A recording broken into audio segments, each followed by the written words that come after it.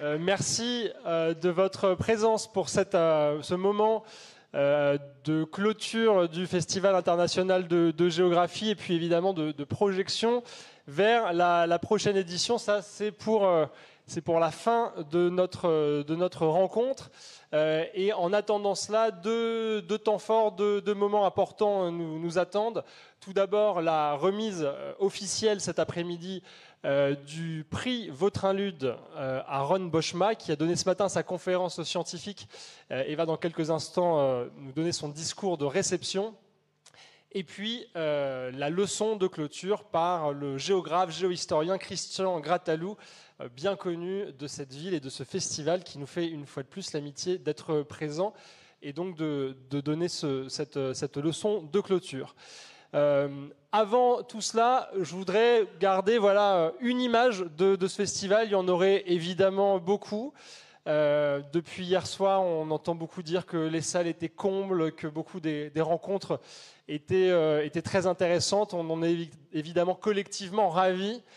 Et puis, il y a aussi ces moments marqués d'originalité, d'inventivité, et qui symbolisent d'une certaine façon aussi la réunion de publics, de personnes, de points de vue, de regards différents sur le monde. On en a ici l'expression avec cette initiative lancée par Anne Lacambre, dont j'ai parlé vendredi à l'ouverture, une map monde qui doit être légèrement plus petite que la représentation projetée, mais un vaste tissu progressivement recouvert carré par carré de dessins, de collages, quand on fait de la laine, on tricote, de tricot, voilà.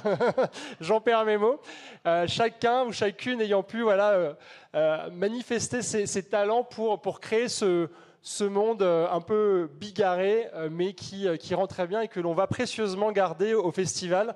Donc merci à Anne, à toutes celles et ceux qui ont participé, et à travers elle, toutes les initiatives de ce type qui ont pu se déployer pendant ces 3 jours. On peut applaudir toutes ces personnes.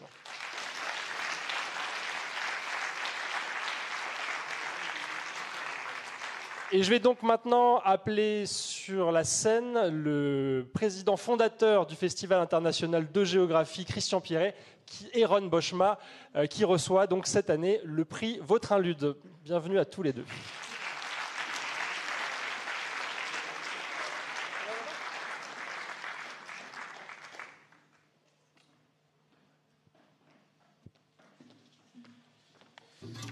Merci beaucoup, cher ami Sardier.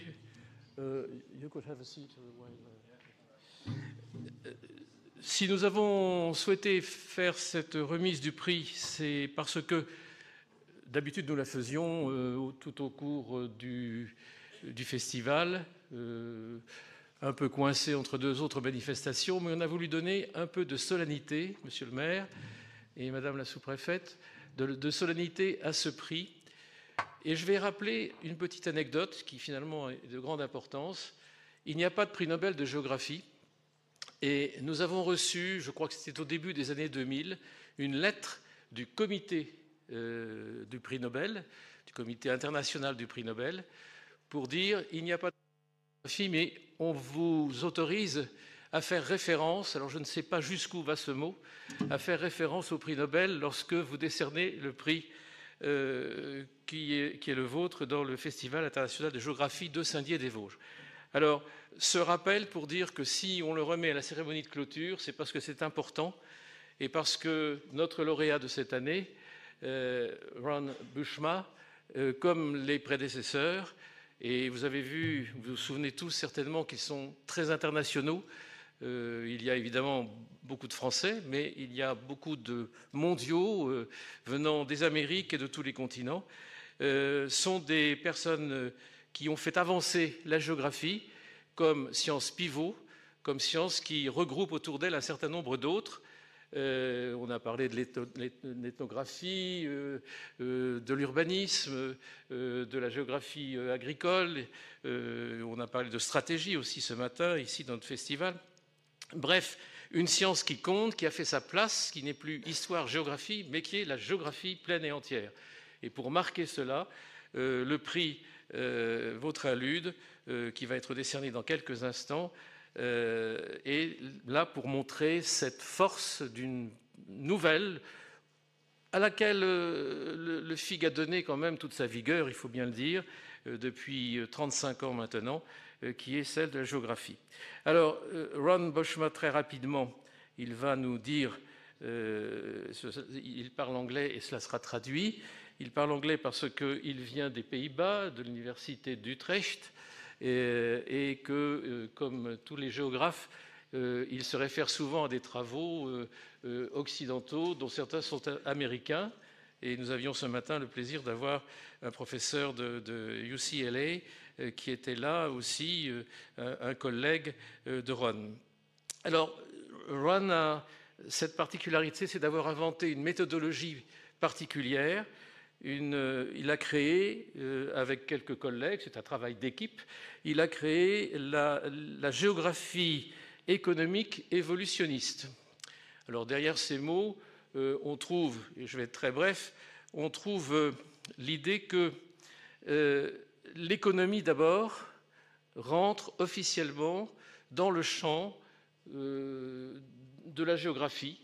Ce n'était pas toujours le cas. On avait parlé finance ici. Je me souviens qu'avec Jacques Attali, une fois, on avait fait un FIG où la finance internationale était présente.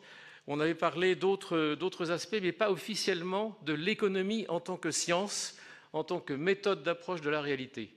Et Ron fait le pont entre géographie et économie à travers le mot évolution, c'est-à-dire qu'il voit la liaison entre les deux sciences comme une dynamique qui est particulièrement importante pour lier le social, le culturel, le politique. Une dynamique qui fait que la géographie, qui s'appuie souvent sur des modèles avec des équations, comme l'économie, modèle, équation, n'est pas uniquement cela, elle est aussi science du proche, science de la vie concrète de l'économie de l'entreprise, c'est-à-dire de l'économie proche, et science de la relation entre l'économie proche et sa région, et enfin avec le monde entier dans ce qu'on appelle aujourd'hui familièrement, et on en a souvent, très très souvent parlé pendant le FIG, la mondialisation.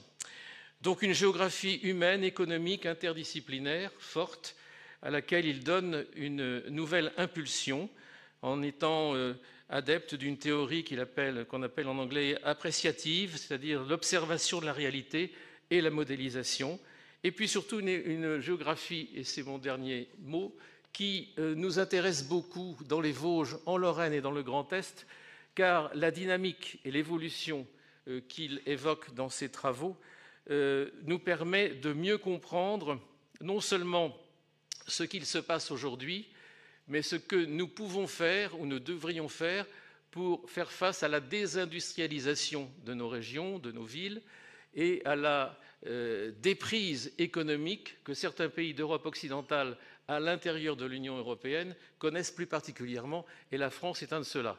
Je rappelle que le produit intérieur brut français consacré à l'industrie est de 11%, il était de 22% il y a 25 ans. Et donc, l'évolution est d'ailleurs connue également en Allemagne, malgré la puissance de l'industrie automobile allemande, l'industrie tend à décliner. Et donc, elle tend à décliner, elle tend à poser des problèmes que nous connaissons, hélas, depuis longtemps ici, dans cette région. Et l'approche méthodologique de Ron, comme les outils scientifiques qu'il donne, permettent de mieux appréhender la réalité et de trouver, et c'est le mot clé de sa réflexion, dans l'innovation, et tout particulièrement dans l'innovation de rupture, disruptive innovation, la solution qui n'est pas si facile à conquérir, qui demande beaucoup d'efforts et beaucoup d'attention, mais qui repose sur l'idée qu'on s'en sortira et on luttera contre la désindustrialisation et pour une économie plus prospère et donc pour des emplois et pour une vie plus heureuse, si et seulement si on s'appuie sur l'innovation à partir de l'historique, à partir de ce que l'on a connu auparavant. Nous, c'est notre tissu industriel, textile, habillement, sous-traitance automobile, plasturgie, papeterie, etc. Et que à partir de cela, on ne reconstruit pas à l'identique, mais on reconstruit quelque chose qui sort complètement de ce que l'on avait auparavant. Innovation qui rompt, rupture, avec le précédent et avec le paysage économique que l'on avait connu. Et donc, Ron, je vous donne la parole, si vous voulez venir ici, pour nous présenter une géographie et une économie difficile, il faut bien le dire. Les concepts sont complexes, mais qui nous permettront d'avancer dans du très concret pour améliorer notre société.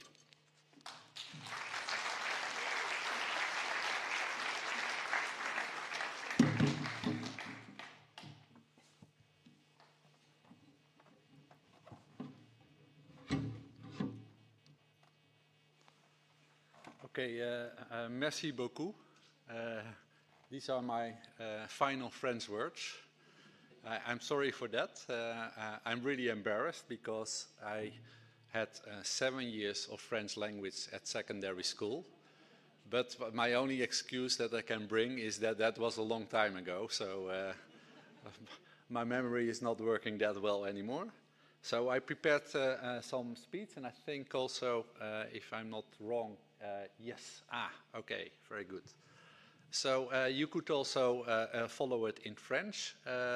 So thanks again for the very kind words. Actually, I understood very well the introduction in French, so my French is somehow improving.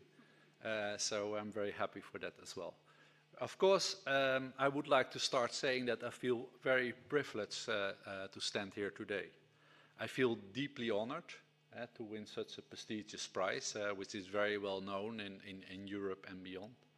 And I really thank the International Committee for granting that. First of all, I would like to take the opportunity to thank all my very bright colleagues with whom I had the privilege to work with over all these years. Without them, I would not be here. It is as simple as that. As you know too well, research is an intellectual activity that can only thrive in a collaborative setting. I was very lucky to have the opportunity to work together with brilliant and inspiring colleagues, such as Jan Lamboy, my dear mentor, when I was studying human geography at the University of Amsterdam, Koen Frenken, Pierre-Alex Ballan, among many others. I feel very lucky that I've been, and I'm still part of a number of excellent research groups at Utrecht University in the Netherlands, Stavanger University in Norway, and Toulouse University in France. They also provided a social environment full of many dear colleagues that became close friends of mine. And last but not least, of course, I would like to thank my family for their love, support, and patience. For this occasion, I was asked to reflect on the question, what does geography mean to me? Well, for me, it's a question that I did not have to think about for long. For sure, geography gives meaning to my own life. When leaving secondary school, I had no clue whatsoever what to do next after my graduation. One day, my father took me in his car and drove me to industrial estates nearby, where we literally knocked on the doors of companies and asked for any jobs on offer. In this way, I ended up working for a chemical factory for 1 year. For sure, not the most happy year of my life. But at that time, I met a guy who told me he had studied geography at the university. This sparked my interest in going to the university, which was a world completely unknown for me. So I thought, why not? Clearly, it opened an entirely new world for me, the academic world, where I felt so much at home. And this is how geography became my intellectual house. For me, geography is always a way of looking at the world. During my study social geography at the University of Amsterdam, I learned how to look at cities and neighborhoods and how to see whether these are places of prosperity, social cohesion, political conflicts, tensions, or distress. Not only by looking at statistical data, which I do a lot, I like to work with big data sets, but also by simply walking through neighborhoods and observing people, buildings, shops, and public spaces. Looking for details that might tell a bigger story, but that remain unnoticed to those who have not been trained as geographers. During holidays, I still love to do that. And to the despair of my family, of course. By visiting cities, neighborhoods, or old industrial areas, looking around, trying to understand in what shape they are, how they thrive, and how they might reinvent themselves after turbulent times, like Saint-Dié in particular. So there's no need to explain to all of you what is the importance of applying a geographical perspective.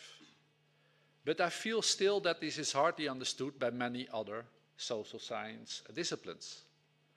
After completing my study in social geography, I did a PhD in economics at the Tinbergen Institute in the Netherlands. There I learned soon that many economists do not understand the value of a geographical approach, which limits their understanding of economic phenomena. In contrast to many economists, geographers understood already early on that regions matter even more so in a globalizing world.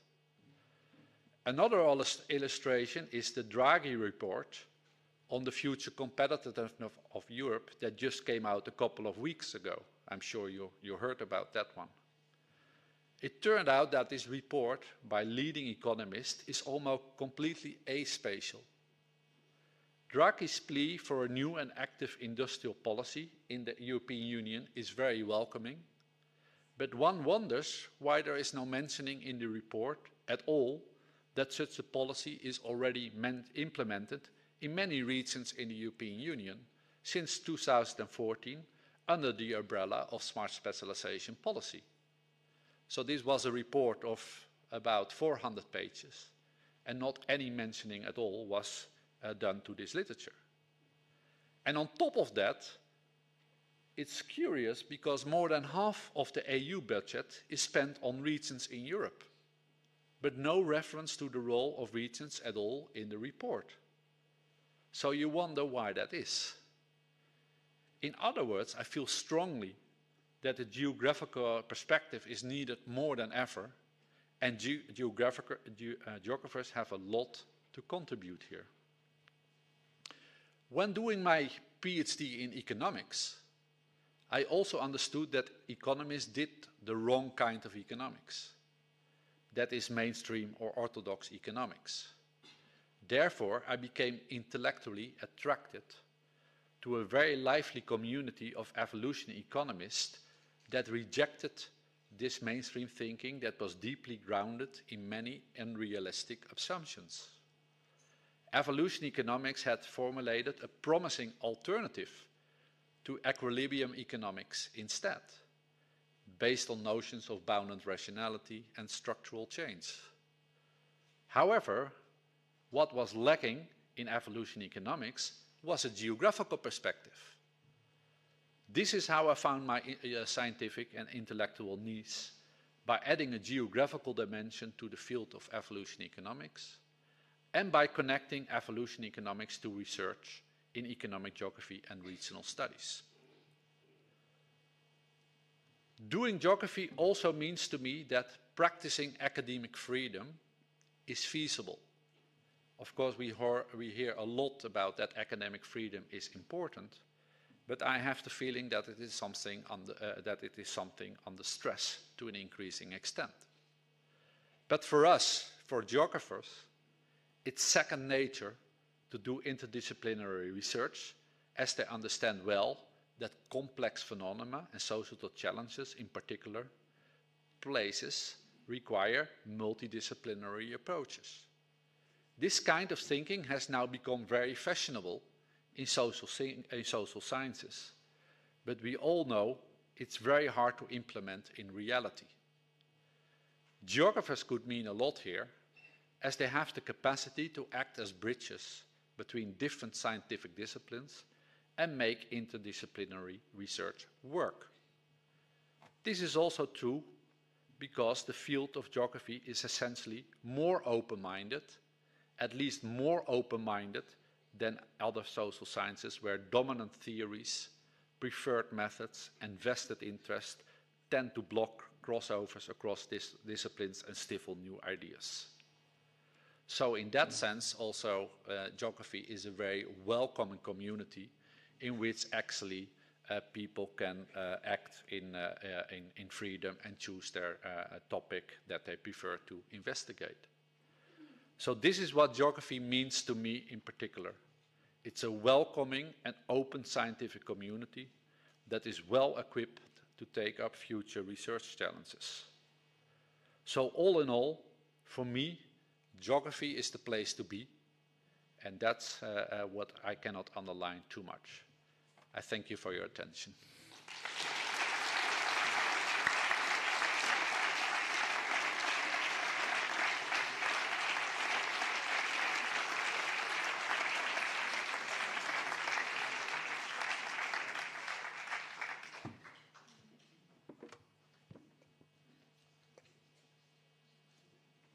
Voilà.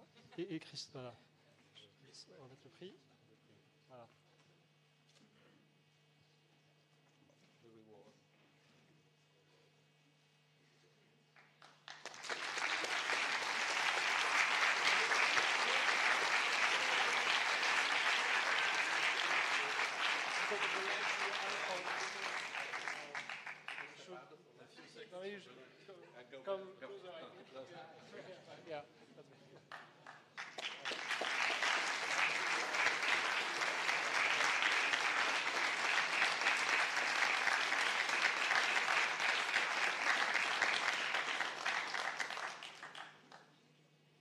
And the traditional small gifts from Saint-Dié-des-Vosges and the Festival International de Géographie.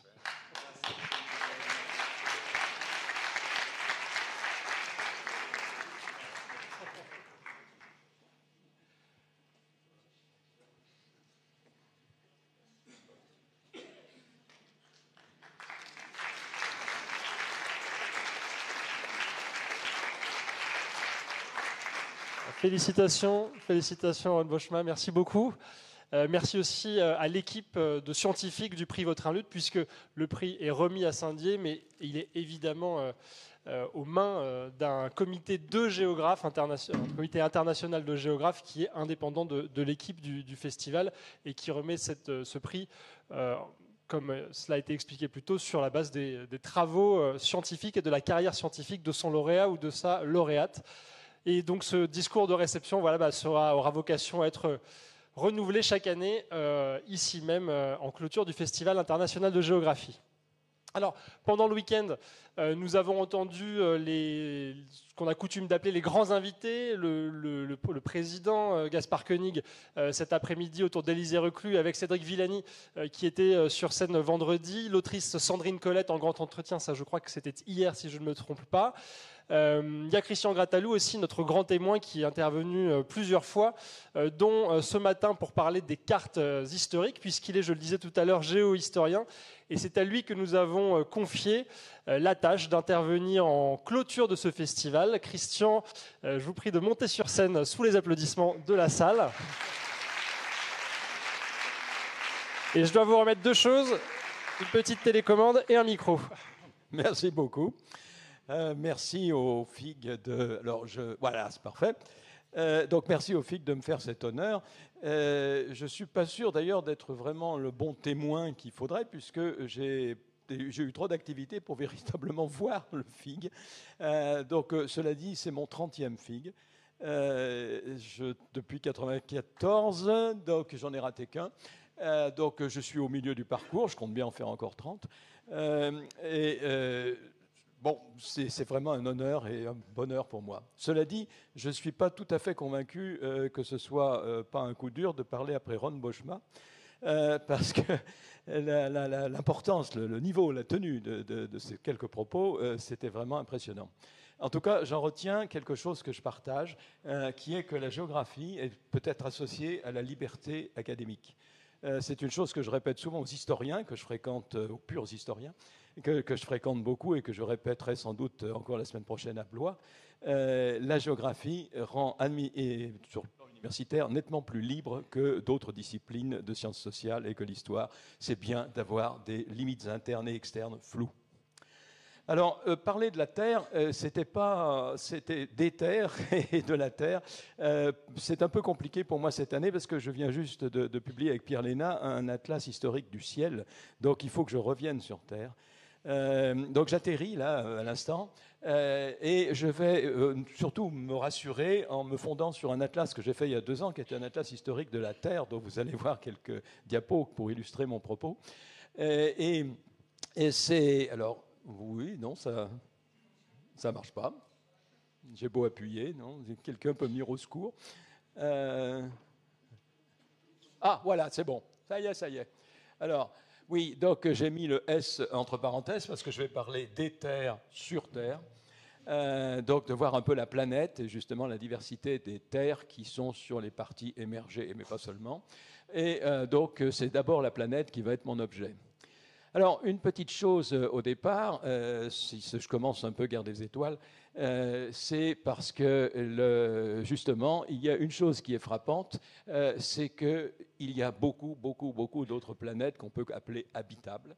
Alors, j'ai mis un chiffre que j'ai emprunté à un club d'astronomie local, proche de Mulhouse, mais confirmé par Pierre Léna, l'astrophysicien avec lequel j'ai fait l'Atlas du ciel. Et on découvre, m'a-t-il dit, près de 100 exoplanètes par semaine, pratiquement. Donc c'est un chiffre qu'il faut évidemment dater très précisément. Mais il y a un fait frappant, absolument essentiel, c'est que sur aucune, nous ne connaissons la vie. Donc, jusqu'à preuve du contraire, la Terre, notre Terre, c'est la planète de la vie. Et c'est sur cette dimension-là que je voudrais un peu l'explorer. Alors, bien sûr, il y a un fait essentiel, c'est qu'elle se situe dans ce qu'on appelle la zone d'habitabilité, c'est-à-dire cet espace, cette distance au Soleil qui permet à l'eau d'être liquide. C'est vraiment l'élément essentiel, je ne vais pas développer. Que d'autre part, elle a toute une caractéristique de couches de haute atmosphère et au-delà qui la protègent, des couches magnétiques qui vont lui permettre d'être protégée des vents solaires et de beaucoup d'autres perturbations. Alors, de temps en temps, ça nous donne une belle aurore polaire, une aurore boréale, mais c'est quelque chose qui néanmoins permet à la vie de se perpétuer. Car c'est possible que de la vie ait été ailleurs, y compris sur Mars, mais justement, ça n'a pas duré. De même, l'atmosphère elle-même, vous le savez avec la couche d'ozone, c'est quelque chose qui nous protège aussi et qui permet, là encore, à la vie. Et cette couche d'ozone elle-même, de l'oxygène, donc de l'O3, c'est quelque chose qui est le produit de la vie. C'est un élément essentiel. Si on fait l'histoire de l'atmosphère, je ne veux pas longuement le développer, mais juste me centrer sur cette petite partie où apparaît en violet l'oxygène, vous voyez, qui est pour partie du violet, du O2, ce qu'on appelle couramment l'oxygène, on devrait dire du dioxygène, et puis du O3, l'ozone, c'est quelque chose qui constitue, qui permet à la vie, grâce à la vie fabrique la vie grâce à cette libération d'oxygène qui est antérieure, bien sûr, à la production, puisque c'est la photosynthèse qui commence avec la transformation du carbone progressivement. Alors, dans cette histoire qui est finalement assez longue, 4,3 milliards d'années, qui a permis à la vie de se développer sur Terre, c'est ça qui est la particularité de notre planète, c'est cette durée qui a permis à la vie de proliférer, d'avoir des diversités de formes considérables, avec entre autres à la fin, j'étais un peu vite, entre autres à la fin l'apparition des mammifères, donc des humains, mais on va y revenir. Vous avez quelque chose qu'il ne faut jamais oublier, c'est combien tout cela va s'arrêter un jour, mais on espère longtemps, j'y reviendrai, mais en tout cas peut s'arrêter très vite. Alors, je vous rappelle que nous avons connu au moins 5 extinctions principales. Il y en a une il n'y a pas si longtemps que ça, 66 milliards d'années. Il y a les 2/3 des espèces vivantes qui ont disparu. Et même si on remonte un peu plus loin, il y a 250 milliards d'années à peu près, c'était 95% des espèces qui ont disparu.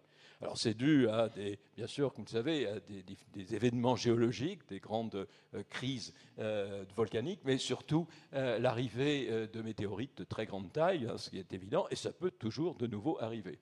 Mais ça peut arriver pour des raisons tout à fait internes à la Terre. Alors, Je vais me livrer à un petit exercice en mettant le niveau terrestre, dont une partie est recouverte d'eau, avec une atmosphère, et je vais m'intéresser un petit peu à la petite pellicule. C'est ce quoi je voudrais insister. Notre vie sur Terre, là où on va utiliser des terres, c'est quelque chose de très très mince à l'échelle des 40 000 km de la circonférence terrestre. Vous avez, si vous prenez la vie la plus haute qu'on ait pu trouver, à titre très très exceptionnel, c'est évident que vivre à 11 000 mètres au-dessus du niveau du sol, pas du niveau de la mer, je précise bien. Donc, ça vivre si haut, on peut parfois rencontrer un oiseau, mais c'est rarissime car l'essentiel de la vie se situe à moins de 10 000 mètres. La plupart des oiseaux ou des insectes ne veulent vraiment pas si haut, et c'est même beaucoup plus bas. Prenez par exemple la végétation, vous voyez, c'est aux environs de 1500 mètres. Au-dessus de 1500 mètres, vous n'avez pratiquement plus de forme de vie, sauf exception. C'est peu de choses, 1500 mètres. Si vous prenez les végétaux, le plus haut fait un peu plus de 100 mètres. C'est déjà extraordinaire. Et donc, vous avez une petite pellicule de l'atmosphère qui est le lieu de la vie. Alors, si on va sous les océans, on peut aller jusqu'à 8000 mètres de profondeur. Vous trouvez, ce qui n'est pas très alléchant, effectivement, des formes de poissons. Mais là encore, c'est rarissime, c'est comme notre oiseau tout à l'heure. Donc, le plus souvent, au-delà de 200 mètres de profondeur, il n'y a plus rien.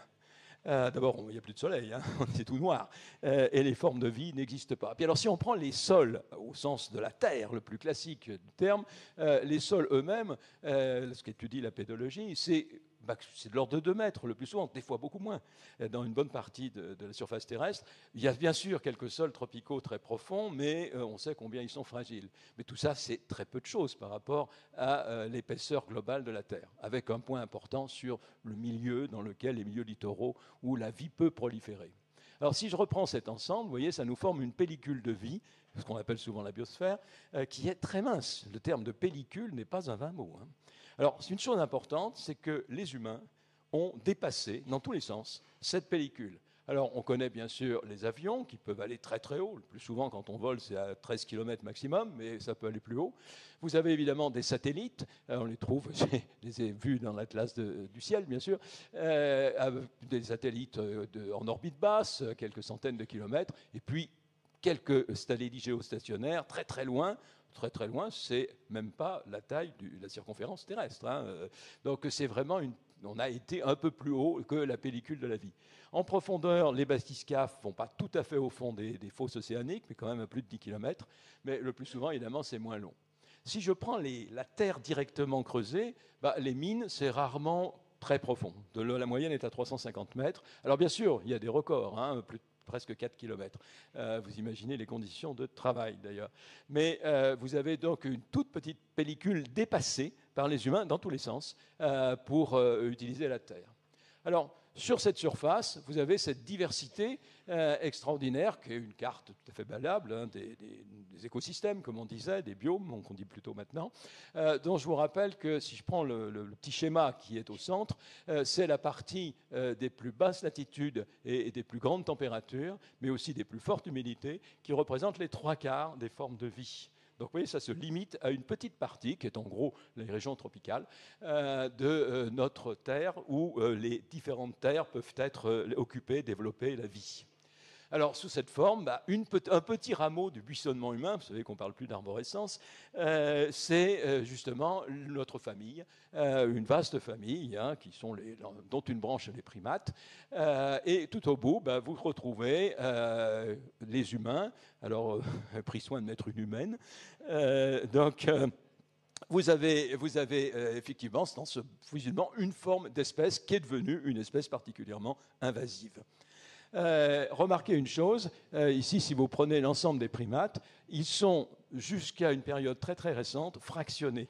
Alors, ils vivent uniquement dans les régions tropicales et ils ne sont pas les mêmes suivant les longitudes, puisque les Américains, les singes américains, les Africains ou les Asiatiques ne sont pas les mêmes. Ce n'est pas tout à fait pareil, effectivement, maintenant avec les humains. Néanmoins, une petite leçon de modestie, mais pas que. Si on prend ici, je ne vais pas détailler le croquis, mais ça nous donne le volume total de la vie. C'est-à-dire, si on prend en unité de mesure commune la quantité de carbone que l'on a, nous sommes en eau et en carbone essentiellement. Donc vous avez ici les plantes, c'est facile, c'est en vert, qui représentent de loin l'essentiel de la vie. Donc, presque toute la vie, c'est les végétaux. Si vous y ajoutez les bactéries, les champignons, bon, il ne reste pas grand-chose, il reste un petit, là, vous voyez, il reste un petit carré orange, ce sont les animaux, dont nous. Alors, si je fais un zoom sur ce carré, vous voyez que là encore, on va être modeste parce que les insectes, enfin arthropodes, c'est aussi les araignées, les arachnides, mais si vous prenez les poissons qui représentent d'autres choses, c'est l'essentiel. Enlevez les poissons et les arthropodes, il n'y a plus grand-chose. Si, il y a encore des mollusques, des vers, hein, les annélidés, vous voyez qu'on a des humains. Si je zoome, ce qui est intéressant, ce n'est pas les humains qui représentent quand même une petite part de ce monde animal, mais c'est les animaux, autres que les petits animaux qu'on a évoqués. Mais vous voyez que là où il y a une petite chèvre, ce sont les animaux, les mammifères domestiques. Et puis tout en bas, vous avez les oiseaux d'élevage. Donc c'est l'essentiel des animaux vivants actuels. L'essentiel des animaux, ce sont nos animaux domestiques. Et une petite pellicule tout en haut, ce sont les mammifères et les oiseaux sauvages. Il ne reste plus grand-chose. Donc invasive et transformatrice des différents usages des terres qu'on a à la surface du monde. Alors, point important que j'avais évoqué et que je reviens, si on prend nos ancêtres, c'est-à-dire les pré-homos, les australopithèques, ils sont tropicaux et africains. Mais surtout, c'est important, c'est qu'ils soient tropicaux. Si vous prenez l'espèce des Homo erectus, j'étais un peu vite, il me semble qu'il y avait... Non, tant pis, il manque... Donc, je reprends. Si je prends les australopithèques, dans mon arbre ici, ils sont entourés en bleu, vous voyez, ils sont ici, ils sont dans des régions tropicales. Si vous prenez les espèces des Homo, depuis Homo erectus, hein, c'est ceux qui sont en haut du schéma d'évolution, eh bien, ils sont partout. Au départ, si c'est Erectus, uniquement dans l'ancien monde, dans l'Euphrasie, mais si on prend Homo sapiens, on va le voir dans un instant, ils sont ailleurs, c'est-à-dire qu'ils sont partout. Ça, c'est un point extrêmement important, c'est que les humains, c'est une espèce qui a fabriqué son milieu, qui s'est fabriqué ces terres sur lesquelles il a pu vivre. C'est vrai pour la Terre comme pour l'atmosphère, comme pour l'ensemble. Et l'un des éléments essentiels, c'est sans doute 1,5 million d'années, mais en tout cas, c'est à coup sûr pour la reproduction, pour la domestication depuis au moins 600 000 ans, c'est le feu. Et évidemment, avec le feu, c'est la chaleur, c'est la protection, c'est tout un tas d'éléments qui vont transformer, y compris permettre de cuire la terre et de faire de la poterie. Le petit-fils de couturière que je suis vous met volontiers une aiguille à chat. Je trouve que c'est un objet fantastique, l'aiguille à chat, parce qu'il a cette aiguille à chat à 20 000 ans. C'est-à-dire qu'elle est bien antérieure au néolithique. Hein. Ce sont des paléolithiques, des chasseurs-cueilleurs qui l'ont utilisée. Bon, il y en a sans doute de beaucoup plus anciennes qui ont disparu, parce que là, c'était en ivoire, enfin c'était en os plutôt, c'était un matériau qui subsistait. Et vous voyez le trou de l'aiguille à chat, ça a permis de coudre des vêtements. Et coudre des vêtements, ce qui nous a permis d'avoir des vêtements ajustés et de résister aux régions froides, de peupler les régions froides, ça va être évidemment important. Vous voyez, là évidemment, c'est Ötzi ou Hibernatus, si vous préférez, qui avait celui qui était resté bloqué 4000 ans dans un glacier, au nord de l'Italie, à la limite de l'Autriche. Ötzi, on avait tous ses vêtements, et tout est cousu et soigneusement tissé et cousu. Donc là, vous avez quelque chose qui fait partie de ce micro-milieu qui permet à l'humain d'être sur toutes les terres, même au-delà de ce qui est son milieu naturel, c'est-à-dire la savane arborée. Et bien sûr, la protection plus collective, qui est celle de la construction de la maison.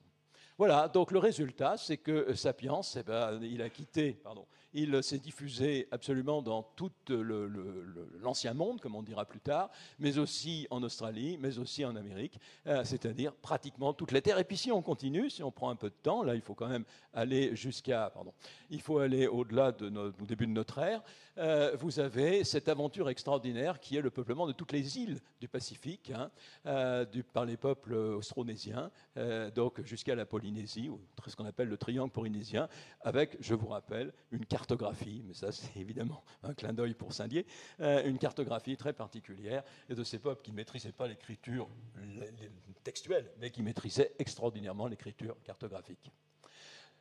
Ces milieux, sur toutes ces terres, eh bien, elles ont aussi leur propre histoire. On a évoqué les glaciations. Vous avez là un changement progressif des milieux qui ont eu évidemment de l'importance pour les humains et qui vont progressivement se transformer et que les humains vont eux-mêmes transformer. La transformation, ben, c'est ce qu'on appelle le néolithique. Et là, on a effectivement une explosion de cette maîtrise des terres qui va intervenir dans la transformation des sols par l'agriculture, qui est un élément essentiel hein, du changement. Donc c'est vrai pour les végétaux. Remarquez qu'il y en a un peu partout, avec bien sûr d'abord la zone intertropicale qui était la plus riche qu'on a vue sur le plan végétatif, mais c'est également vrai pour les animaux, sauf que là il y a une dissymétrie entre l'Eurasie et l'Amérique, c'est-à-dire que vous avez surtout dans l'axe de l'Eurasie, vous avez surtout là des animaux, des grands animaux qu'on a pu domestiquer et qui ont contribué à transformer la terre et les terres, et là vous avez les animaux de labour en particulier. Alors, le résultat, il est là. Je parlais d'espèces invasives. Ben, vous voyez qu'entre le tout début du néolithique, il y a 10 000 ans, enfin non, il y a 12 000 ans, en 10 000 avant notre ère, jusqu'en 1000 avant notre ère, vous avez une croissance démographique de moins de 2 millions d'humains sur Terre à quelque chose comme plus d'une centaine de millions. Il y a déjà 2100 ans. Donc c'est qu'un phénomène fantastique, mais qui ne fait que continuer. Avant, je vous rappelle que c'est une affaire de nombre d'enfants par femme, et que justement le passage de la mobilité des chasseurs-cueilleurs à l'immobilité, ou relative bien sûr, des sédentaires, des agriculteurs, c'est quelque chose qui se traduit par un nombre de naissances, et donc une condition de la femme qui a profondément évolué. L'affaire continue, puisque là, on passe de moins 1000 avant notre ère au XVIIIe siècle, et vous voyez que l'expansion démographique continue. Regardez tout en bas à gauche, ben voilà, je vous mets le graphique précédent à la même échelle.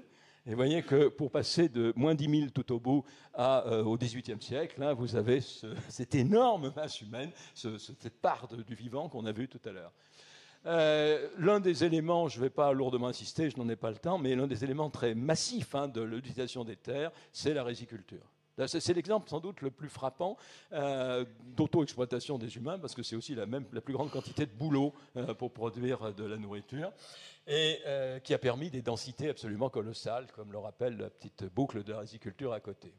D'où, à partir du XVIIIe siècle, et l'impertion de l'industrie, dont on a parlé il y a un instant, eh bien, vous avez là une croissance démographique qui continue à exploser, puisqu'on passe de moins d'un milliard d'habitants, 750 000, 800 000, au milieu du XVIIIe siècle, à 8 milliards en 2023, donc un peu plus aujourd'hui. Et vous avez cette croissance qui continue, même si, heureusement, elle se ralentit. Donc on a une occupation des terres qui ne cesse de continuer et qui a été déclinée en un nombre important de discussions, d'exposés pendant le FIG. Voilà, je peux faire le même exercice. Vous replacez la croissance de la période agricole, de moins 1000 au XVIIIe siècle. Et puis si je mets le néolithique avant, vous voyez, le paléolithique serait absolument impossible à représenter. Le résultat, c'est qu'on a changé tous nos paysages, qu'on a transformé nos terres. Je dis souvent, nous habitons des forêts fantômes, parce que ici, à Saint-Dié, ici, encore dans les Vosges, on est dans un monde forestier, mais dans l'ensemble de l'Europe, on était dans un monde, il y a 5000 ans, totalement forestier. Que l'on a déboisé, sauf quelques clairières, type Champagne sèche, mais le plus souvent c'était le cas. C'est vrai en Amérique du Nord, c'est vrai surtout en Asie. Les rizières que je montrais tout à l'heure sont pratiquement toutes à la place de forêt. Donc tous les petits points montrent justement ces endroits où on a de très fortes densités humaines, mais plus de forêt. Donc l'homme a chassé l'arbre, en l'occurrence. Alors il y a un exemple qui est malgré tout plus complexe, parce que si on a une représentation de l'image d'une forêt et de ses sols forestiers, c'est la cuvette amazonienne. Et on imagine ce qu'on connaissait au XIXe siècle, c'est-à-dire une énorme forêt. En fait, les historiens nous montrent de plus en plus, et les archéologues en particulier, que cette région était extrêmement occupée, y compris d'ailleurs par des populations qui ont fabriqué des sols, des terra negra, des sols, des transformations par amendement, par sans doute des sols flottants au départ, comme on les connaît chez les Aztèques, qui ont ensuite été des sols qu'on peut archéologiquement trouver aujourd'hui. Ce qui fait qu'on a une connaissance du peuplement de l'Amazonie jusqu'au XVe siècle à partir des terres. À partir de l'analyse que les archéologues font de la pédologie elle-même. Donc vous avez là quelque chose de fascinant, et c'est seulement lorsque toutes ces populations sont largement à 90% disparues avec les maladies venues avec Colomb et ses successeurs, que la forêt s'est replacée. C'est une forêt totalement secondaire, la forêt amazonienne, de ce fait, que l'on imagine comme au contraire quelque chose de primaire. Ce qui ne veut pas dire qu'il ne faut pas la protéger aujourd'hui, ce que je dis n'a rien à voir avec ça. Mais effectivement, c'est une vision du passé qui est assez différente. Alors, le résultat, vous voyez, au XVe siècle, on a un usage des terres qui est extrêmement variable et qui varie pour les types de sociétés qui sont présentes, à la fois en fonction de leur densité, vous avez ces très fortes densités asiatiques, mais également européennes, et puis quelques grandes vallées comme le Nil, et puis ces degrés de connexion que les sociétés ont entre elles. Elles sont reliées ou pas entre elles, elles partagent entre elles des tas de choses, des savoirs, des plantes, des animaux, des microbes, des maladies, la peste. Ça, c'est particulièrement net, vous voyez, dans cet axe où il y a 75% de l'humanité. C'est d'ailleurs toujours vrai aujourd'hui.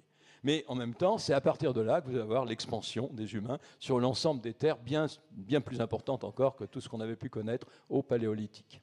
D'où les catastrophes démographiques, quand le bassin épidémiologique de l'ancien monde, celui de la peste noire, s'est étendu à l'ensemble du monde. C'est comme ça que l'Amazonie s'est reboisée, comme je l'évoquais il y a un instant. Vous voyez les flèches d'effondrement des populations en l'espace de quelques dizaines d'années pratiquement, hein, en un siècle et demi. Et le résultat, c'est que vous avez une déprise agricole et un retour aux terres vierges, aux terres sans hommes, du fait de ce dépeuplement lié aux expansions, aux diffusions des maladies de l'ancien monde. Voilà, en même temps, c'est quelque chose qui va tout profondément modifier notre occupation des terres, c'est le fait que, ce qu'on appelle souvent l'échange colombien, le fait que vous ayez une multiplication des transferts de plantes et d'animaux venus d'une région du monde en une autre. Alors, le peuplement par les animaux, les chevaux, les moutons, les vaches de l'ancien monde en Amérique, et réciproquement le développement de la pomme de terre, de la tomate, du manioc, le manioc en Afrique dès le XVIe siècle, ailleurs. Alors, quelque chose qui est devenu notre monde à cause de cette mondialisation humaine de ce qui était régional, puisque chacun était bloqué sur ses propres terres jusque-là. Même chose, et je ne peux pas l'oublier, l'utilisation des tropiques par les Européens, qui est le grand élément explicatif de ce qu'on appelait les colonisations, enfin de la première en tout cas, c'est aussi les transferts de population. On connaît les traites atlantiques, mais il y a à peu près l'équivalent, plus au XIXe siècle d'ailleurs, dans l'océan Indien. Alors, le résultat, ça sera quelques images très rapides à la fin, c'est évidemment ce qu'on appelle l'Anthropocène, donc les éléments de dégradation que l'on peut retrouver sur l'ensemble, non seulement des terres, mais on pense plus à l'atmosphère et au climat, mais il faut tout autant penser aux terres et aux végétaux. Donc la quantité de carbone qui c'est difficile à assimiler, c'est vrai, bien sûr, avec l'usage du carbone fossile, hein, l'ère du carbone fossile qui commence, j'ai mis une machine à vapeur du 18e, la machine de Watt, mais qui se continue encore aujourd'hui, et qui est un grand objet de débat, avec donc la concentration dans les sols et dans les terres, mais dans les mers également, mais aussi dans l'atmosphère, c'est celle qu'on connaît le mieux, du carbone. Il ne faut pas oublier le ciment, hein, qui est un acteur important dans cette affaire, et le résultat, c'est l'ensemble des pollutions. Vous avez entre autres les fameux continents de plastique, hein, c'est une expression un peu malheureuse, mais qui reflète une réalité qui l'est encore plus là-dessus. Voilà, donc l'océan a sauvé, l'océan, c'est-à-dire l'inverse de la Terre, au sens littéral du terme, de nos terres, mais c'est quelque chose sur lequel je voulais terminer. L'histoire se terminera de toute façon un jour. Nous savons qu'un jour, en fin de vie, mais c'est dans 6 milliards d'années à peu près, le soleil va se mettre à s'étendre. Hein, c'est un peu le scénario de Mélancolia, mais avec, avec notre propre astre. Le résultat, c'est que la Terre ne devrait pas être totalement absorbée, mais tout sera cuit. Hein, la température sera tellement élevée que la vie sera comme sur Mars, hein, ou même plutôt sur Vénus, qui, elle, sera absorbée par le Soleil. Donc la vie disparaîtra. Alors ne vous inquiétez pas, on a encore du temps, plus de 4 ou 5 milliards d'années devant nous, donc c'est des échelles de temps dont on ne se rend pas compte. Mais on ne sait jamais, il peut y avoir un petit scénario catastrophe.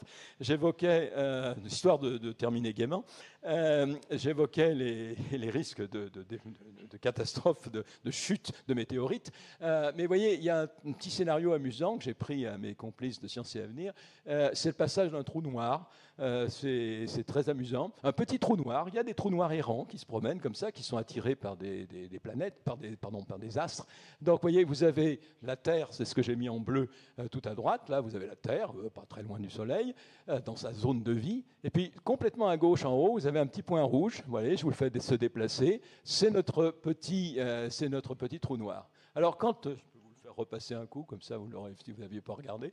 Voilà, et donc si vous avez à plusieurs moments où il peut provoquer des catastrophes, quand il passe dans les zones qui peut provoquer où il y a justement des ensembles rocheux, il peut vous provoquer une véritable pluie d'astéroïdes et donc qui serait une catastrophe pour la Terre. Mais le plus amusant, si je puis me permettre, c'est lorsqu'il passerait à proximité de la Terre, vous voyez ici, il absorberait toute l'atmosphère. Il n'absorberait pas la Terre, mais toute l'atmosphère. Nous serions tous des poissons hors du bocal. Donc la vie disparaîtrait en quelques minutes de la Terre. Bon, le scénario n'est jamais impossible, mais il est quand même très peu probable. Donc on a quand même un peu de temps devant nous. Et je voudrais donc vraiment remercier le FIG de nous ramener sur Terre, mais de nous permettre d'apprendre à l'aménager.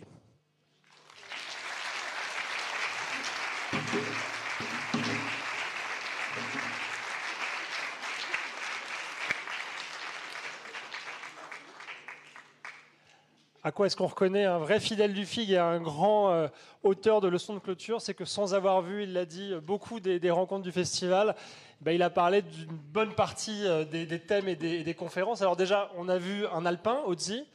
On a vu les lombriques et les insectes essentiels à la vie des sols et de la terre. On a entendu parler d'agriculture, du fait de se faire sédiment, de cette pellicule à la surface de la terre qui abrite la vie et dont il a été beaucoup question, notamment à travers le mot de zone critique qui est souvent revenu. Donc Christian, finalement, vous aviez déjà tout vu, tout entendu. Merci encore d'être venu cette année. On peut vous applaudir à nouveau. Et applaudir dans la foulée la directrice du Festival international de géographie, Victoria Caps. Ça va aller. Il paraît que je peux enfin souffler, voire sourire. Cette édition se termine, arrive donc le temps des remerciements. Pour celles et ceux présents lors de l'inauguration, un temps où il est primordial de remercier les mécènes, j'ai tout de même glissé l'importance des liens humains. Imaginez donc l'importance que j'attache aux rapports humains lorsqu'il est question de remercier les personnes avec lesquelles je partage une grande partie de l'année à la construction de ce monument FIG. Ils sont nombreux, vous êtes très nombreux. Cher Christian Pierret, vous qui avez eu cette idée folle de créer un festival de géographie dans les années 90, quand chaque ville cherchait son festival de spectacles vivants ou de musique actuelle. Paris plus que gagné, car beaucoup d'autres n'ont pas perduré. Merci beaucoup.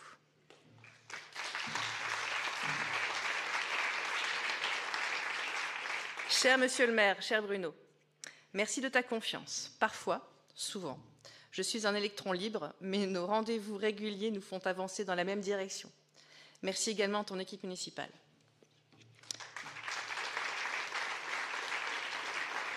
Cher Thibault, y a-t-il encore besoin de souligner publiquement la force de notre binôme? En fait, oui. Tu es un peu ma boussole et mon décodeur pour traduire le langage des universitaires, géographes. Et plus qu'un président d'association, tu es également une oreille, une épaule, quand parfois, très souvent, je me dis que ce monument FIG est vraiment, vraiment gigantesque. Merci beaucoup.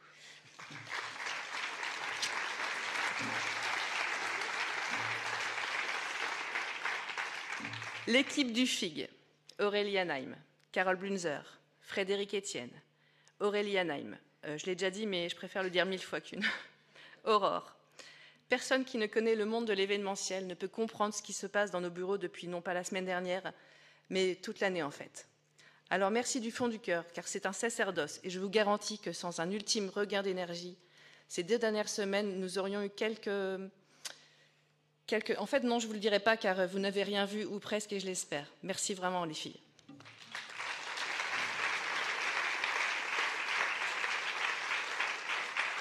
En écrivant ces premiers remerciements, je me dis, mais comment vais-je faire si pour chaque personne que j'ai envie de remercier, j'écris toutes ces lignes?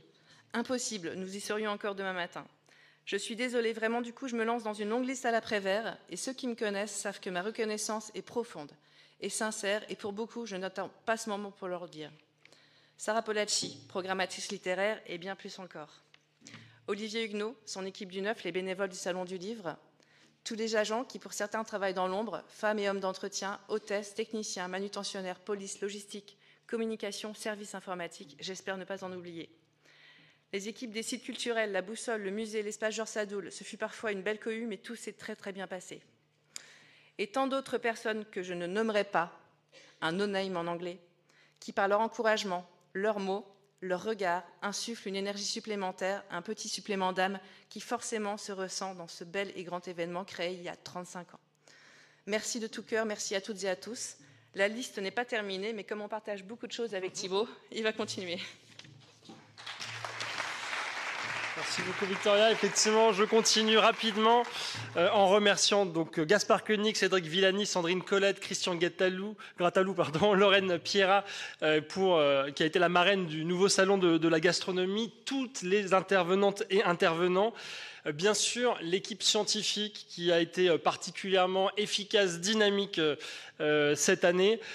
Évidemment, Florence Nussbaum et Adrien Baïséné qui l'ont dirigé, mais avec elle et lui, Étienne Cossard, Alice Nicoli, Claire Simoneau, Éric Charme, Anaïs Marchal, qui ont en plus collectivement contribué à un livre aux éditions du CNRS Protéger les terres. Donc je remercie l'équipe de ce partenaire éditorial.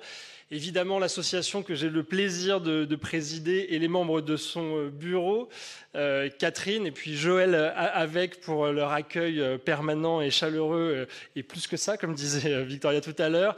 Gilles, Jacqueline, Patrice, c'est toujours un plaisir de vous voir, de passer du temps avec vous. Les bénévoles, on peut tout de suite leur faire un tonnerre d'applaudissements. Parce que elles et eux n'ont pas toujours touché terre ce week-end pour vous accueillir et avoir les réactions des intervenantes et des intervenants en arrivant, en partant. On voit qu'effectivement, tout se passe toujours bien au FIG et c'est fantastique et c'est un miracle. L'INRAP, un partenaire nouveau cette année et pour terre, il fallait évidemment creuser avec eux. Un partenaire fidèle maintenant, PopSu, le cinéma L'Excelsior pour sa programmation de films tout public, Cédric à la communication du festival et bien plus encore pendant ces 3 jours également. J'ai passé commande d'un pot de miel, je te le rappelle pour la prochaine fois. Laure à la communication, Aurélie, on prendra le temps la prochaine fois de boire un coca tous les deux. Victoria, on prendra le temps la prochaine fois de boire une bière tous les deux. et évidemment, comme Victoria, toutes celles et ceux que j'ai oubliés mais que je n'oublie pas là. Voilà, merci beaucoup.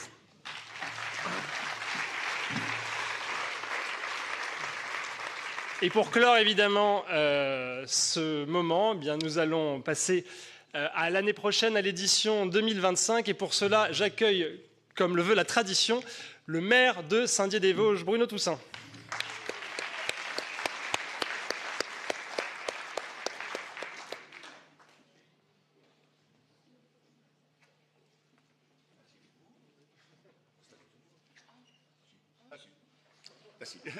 Et vas-y.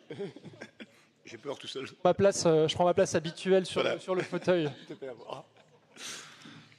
Voilà, Madame la sous-préfète, Monsieur le ministre, fondateur du Festival international de géographie, Madame la première vice-présidente du conseil départemental, Monsieur le président de la communauté de l'agglomération, Mesdames, Messieurs les élus, Monsieur le président de la FIG, Madame la directrice, Victoria, Mesdames, Messieurs les directeurs scientifiques, Mesdames, Messieurs, en vos grades et qualités. Mon discours, pour être simple, pourrait tenir en 3 mots, parce que c'est ce que vous attendez. Merci, le thème et le pays. Mais je serai un peu plus long. Il faudra encore patienter un petit peu.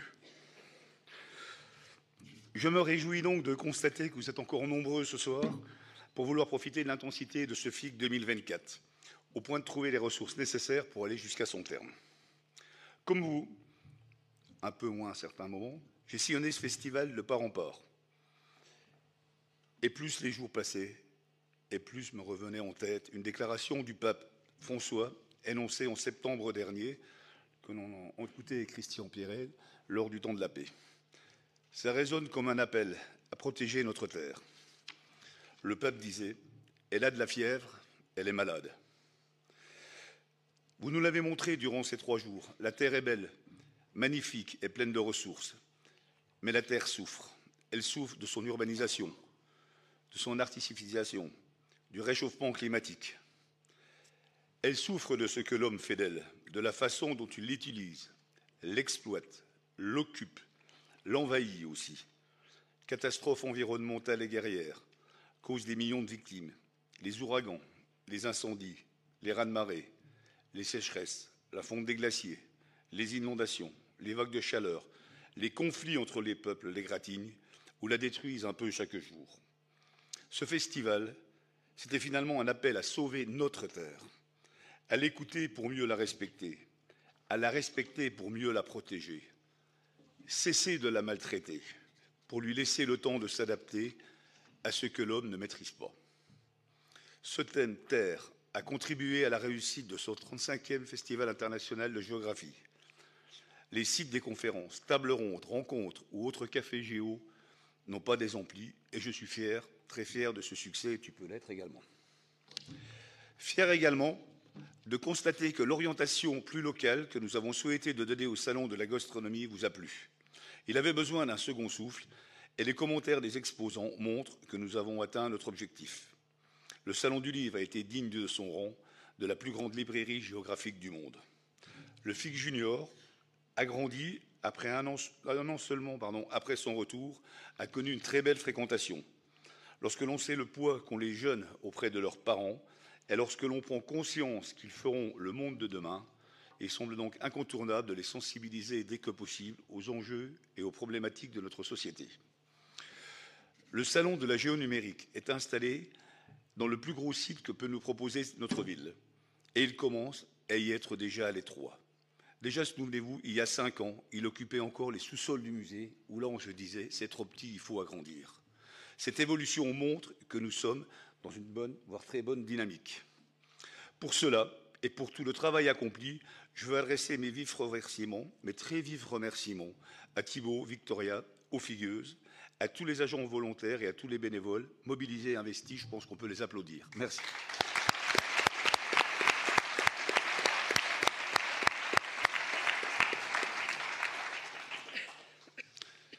Sans leur implication sans faille, sans l'amour que tous portent à ce festival, on ne serait pas aussi fort.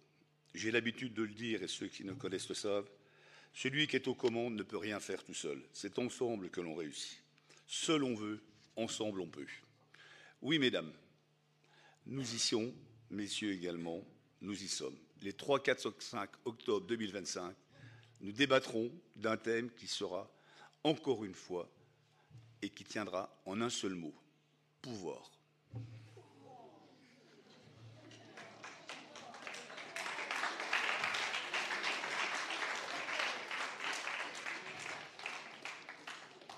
Pouvoir, verbe ou non? Pour ma part, je préfère le verbe qui induit une action. Mieux, collectivement, il mène à cette action. Et l'action mène à la réussite. Donc c'est ensemble que l'on réussit. Le territoire invité fait à la fois rêver et interpelle. L'Indonésie.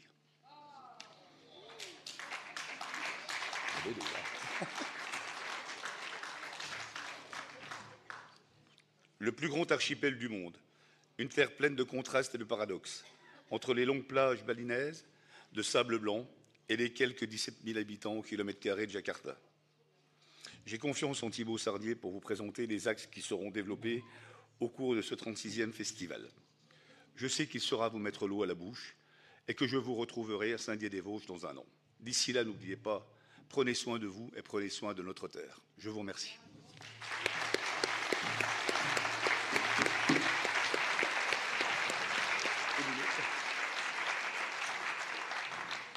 Merci beaucoup Bruno, merci encore Victoria, merci à la personne qui a lancé ce « waouh » à chacune des deux annonces parce que ça fait évidemment très, très plaisir. Alors je commence en vous disant que la direction scientifique sera coordonnée par Amael Kataruzza qui dirige l'Institut français de géopolitique et enseigne la géographie évidemment à l'université Paris 8 qui était là une bonne partie du week-end et qui malheureusement n'a pu rester parmi nous en dernière minute. Et c'est ensemble que nous vous donnons d'une certaine façon les quelques mots de présentation. Donc évidemment, monsieur le maire l'a dit, ce mot de pouvoir, il est à la fois un verbe et à la fois un nom. Quand on dit le pouvoir, on pense souvent à l'État notamment, et plus largement à l'étude des rivalités de pouvoir sur des territoires, aux conflits. Il en sera évidemment question. Mais si on va plutôt du côté du nom commun, on peut aller plus loin que ça. Le pouvoir, c'est aussi, ou du verbe, pardon, le pouvoir, c'est aussi une relation, la relation d'un acteur sur un autre, d'un acteur sur une chose. Et pour le géographe, c'est une relation entre des acteurs sur un ou des territoires qui prend plein de formes différentes, qui concerne plein d'acteurs différents. Et c'est ça qu'on va essayer de creuser. Et puis pouvoir, c'est la capacité d'agir. Le géographe, c'est celui qui, par le voyage, par l'observation, l'étude des espaces, peut esquisser ces différentes forces de capacité d'agir. Tout d'un coup, un écopolitique de l'autre côté de l'Atlantique qui est peut-être d'actualité. Yes, we can, un vieux souvenir, ce oui, nous pouvons, qui avait été un slogan porteur. Le sera-t-il cette année? On le verra dans quelques jours. Et donc, c'est peut-être un peu de cela aussi qu'il s'agira pendant cette prochaine édition. Alors, pour essayer de donner déjà quelques lignes directrices, parce qu'en parlant du verbe pouvoir et du pouvoir, on pourrait évidemment dire énormément de choses. Donc, le cadrage tient pour l'instant en 5 points. Le premier, c'est le plus évident, c'est peut-être aussi l'un des plus importants, c'est l'évolution géopolitique du monde. Les conflits sont toujours de plus en plus présents dans notre actualité, en Ukraine, aux portes de l'Europe, au Proche-Orient, si on se tient à cette liste-là. Ces conflits, ils révèlent un monde en mutation rapide. Les équilibres internationaux se redessinent sans cesse. L'ordre mondial est contesté. L'émergence de nouvelles revendications questionne les relations entre ce qu'on appelle les Nord et les Sud, et tout cela bouge en permanence. Le deuxième point, c'est justement de s'intéresser aux acteurs dont je parlais tout à l'heure. Il y a évidemment les États, mais il y en a plein d'autres.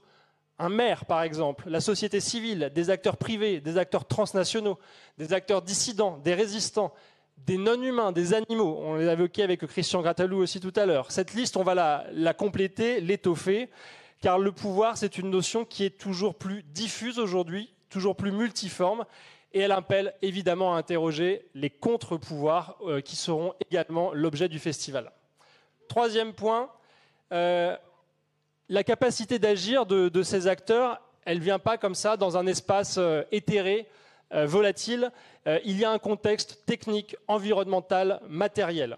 Les capacités productives, techniques, technologiques, elles sont souvent interprétées, et à juste titre, par les géographes comme des facteurs de pouvoir qui élargissent les capacités d'agir de ceux qui possèdent ces ressources. Mais est-ce qu'on peut encore penser de cette façon face aux dégradations environnementales qui menacent l'ensemble de la planète? Faut-il penser le pouvoir différemment? Sans doute oui, allez, au moins en partie, si on veut être un peu équilibré pour l'instant, et on explorera ces différentes formes, ces formes nouvelles. Quatrième point, le numérique. Amael Kattaruzza en est un spécialiste, et les reconfigurations actuelles, contemporaines du pouvoir, elles ont aussi pour moteur les mutations techniques, la numérisation du monde. Et donc Internet, les réseaux, la localisation des câbles, des fermes de serveurs, la façon dont les réseaux sociaux, la circulation de l'information influencent la géopolitique et ses relations de pouvoir seront étudiés en géographie, puisque beaucoup de géographes travaillent là-dessus, alors que des fois on se dit les réseaux sociaux, c'est pas de l'espace. Eh bien si. Et puis, d'une certaine façon, on s'amusera aussi à aller voir dans les imaginaires, puisque la fiction traite de plus en plus du pouvoir, le représente. Le générique de Game of Thrones, avec cette carte qui ne cesse de s'animer. On pourrait remonter aussi à 1984 de George Orwell.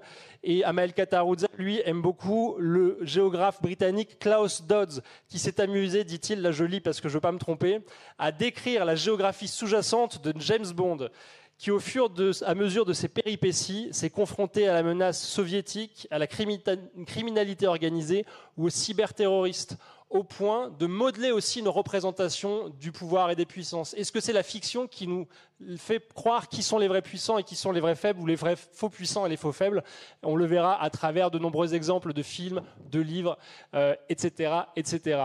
Tout cela dans l'esprit habituel du festival, une diversité d'approches, de courants géographiques, d'autres disciplines invitées, des auteurs et des autrices de fiction, de la bande dessinée et une place évidemment au public. De nouvelles formes ont été tentées cette année pour que vous ayez plus la parole, la possibilité d'échanger avec les géographes. Elles seront poursuivies, maintenues. On continuera à faire plus de modération, d'animateurs et d'animatrices pour faciliter les échanges. On continuera à garantir évidemment les questions de la salle. Ce festival, c'est avant tout un festival d'échange. Ce n'est pas le savoir uniquement qui descend, c'est le savoir qui se partage. À l'année prochaine.